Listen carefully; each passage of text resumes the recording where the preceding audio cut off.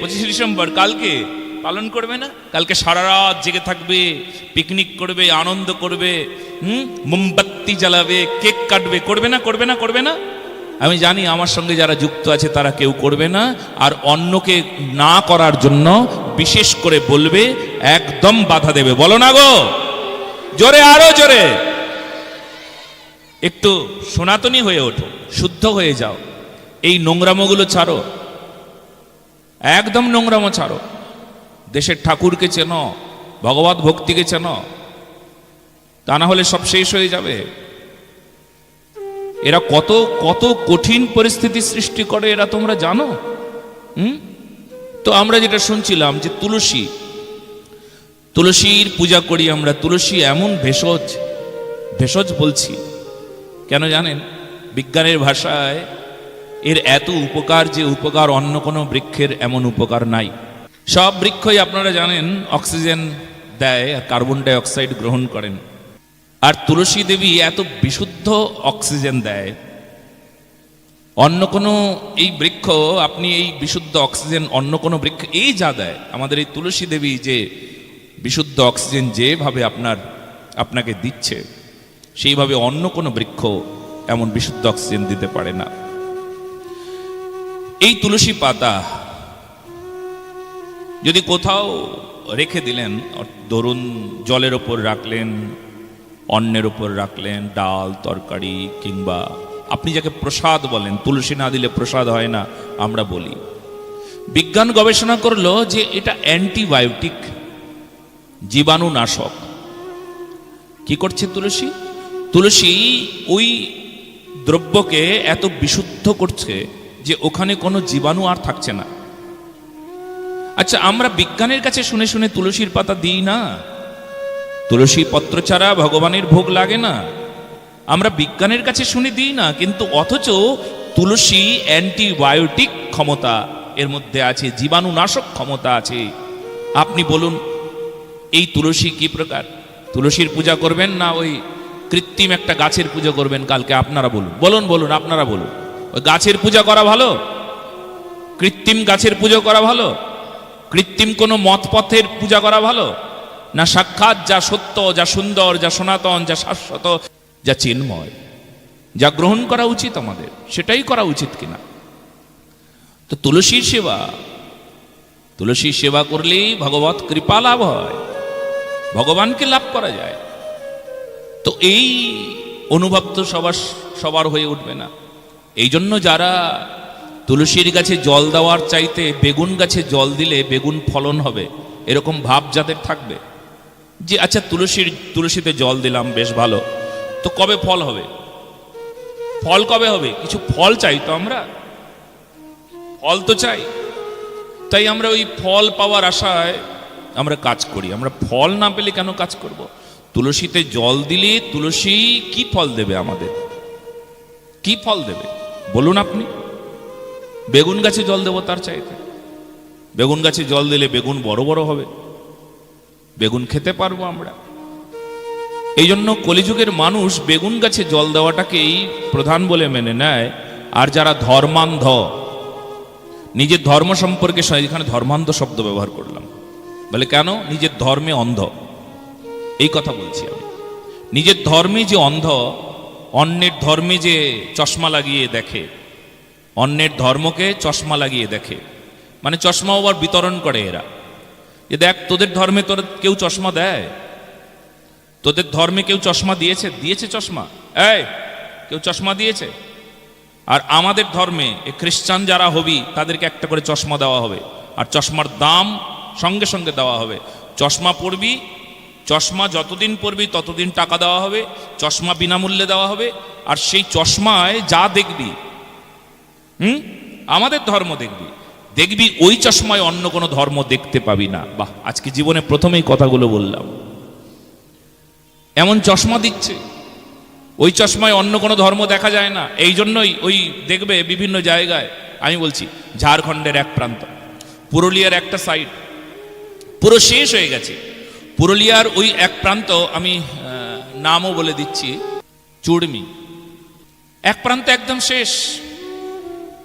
তারা বলছে এখন আমরা তো আর আমাদের কৃষ্ণকে রাখি না, এতগুলো মূর্তি এমন করে টোপলা করে নিয়ে এসে আমার কাছে চলে এসছে। মহারাজ কাউকে যদি দেন দিতে পারেন। বলে এইসব নিয়ে এসছো যে তুমি?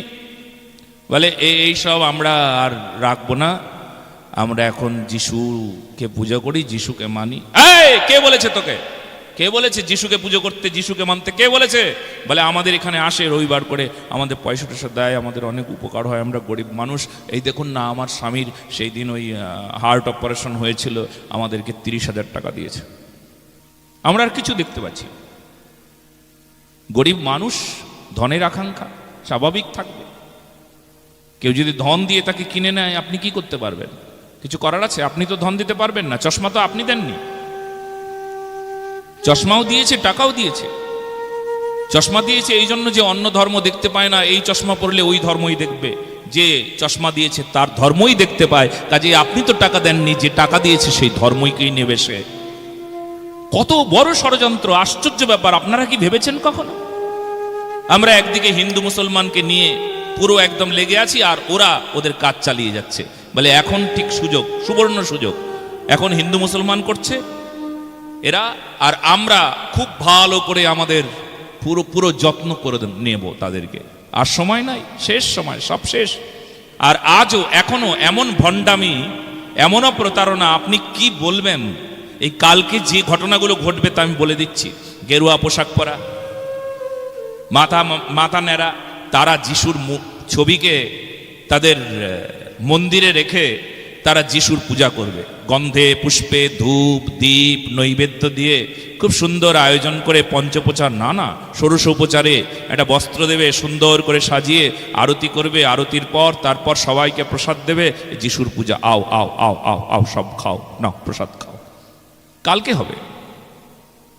এমন কত মন্দির আছে, আপনি হাজারবার বলছি এই কথাটা, আপনারা সবাই কান খুলে শুনে নিন, সারা পৃথিবীর মানুষ শুনুন, সকল সনাতনীরা শুনেন। এটা ষড়যন্ত্র, আর এই ষড়যন্ত্রে আমরা মাথা নিচু করে আছি। আমরা পাপকে মাথায় করে নিচ্ছি, নিজের ধর্মকে লাথি মারছি। আচ্ছা, এরা যারা পুজো করে তাদেরকে আঙ্গুল দেখিয়ে বলবে না, ওই দেখো তোমরাও কিন্তু আমাদের যিশুকে সম্মান করছো, পূজা করছো, অতএব তোমরা যিশুর ভক্ত হয়ে যাও। ওই দেখো যিশুর ভক্ত হওয়ার জন্য পূজা করছে, বলবে না? এতে কোনো ভুল আছে? বলবে কি না? আপনারা বলুন। আমি একটা স্পষ্ট কথা বলে দিই, যারা এমন করে পুজো করছে, যারা এমন করে মন্দিরে যিশুকে নিয়ে, যিশুর ছবিকে নিয়ে যারা পুজো করবে 25শে ডিসেম্বর, তারা ভালো করে শুনে নিন আমার কথাটা।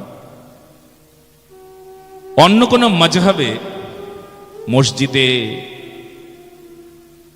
তারপর চার্চে কোনোদিন রামের পুজো করতে দেখেছেন আপনারা? রামের মূর্তি নিয়ে রামের পুজো করছে ষোড়শ উপচারে, কালী মূর্তি নিয়ে, দুর্গা মূর্তি নিয়ে ষোড়শ উপচারে পুজো করেছে, আছে?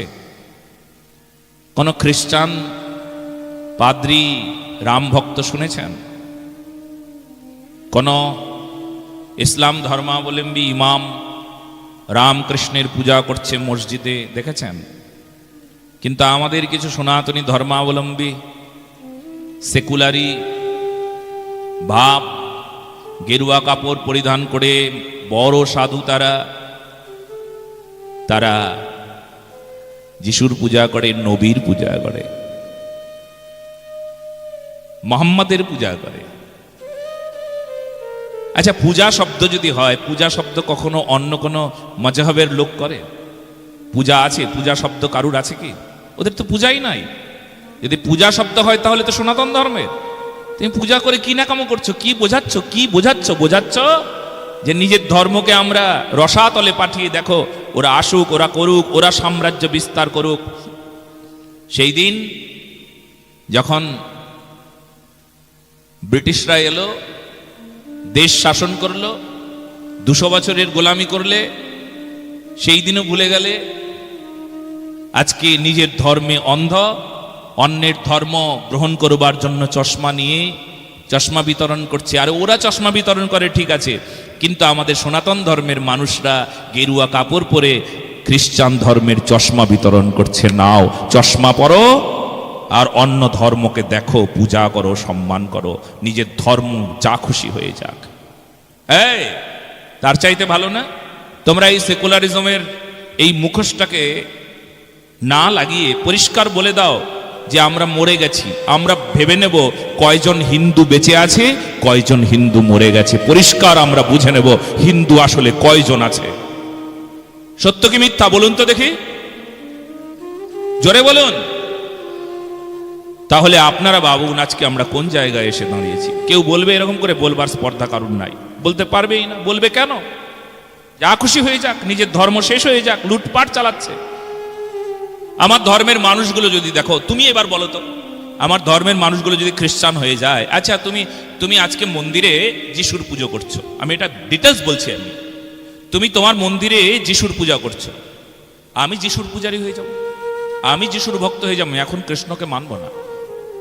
আমি ছোট বাচ্চা, আমি কিশোর, আমি তরুণ, আমি নবীন, আমি বয়স্ক, আমি আজকের থেকে এই করলাম, তখন কি হবে? কি হবে বলো? ধর্ম পরিত্যাগ করে দিল, খুব ভালো, খুব মজার কথা, মেনে নেবে তুমি?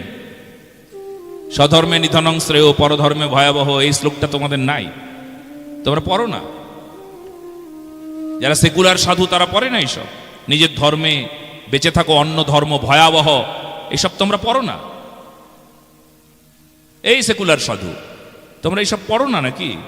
তোমরা এইসব জানো না, তোমরা এইসব মানো না। এই জন্য ঠিক হও, এই জন্য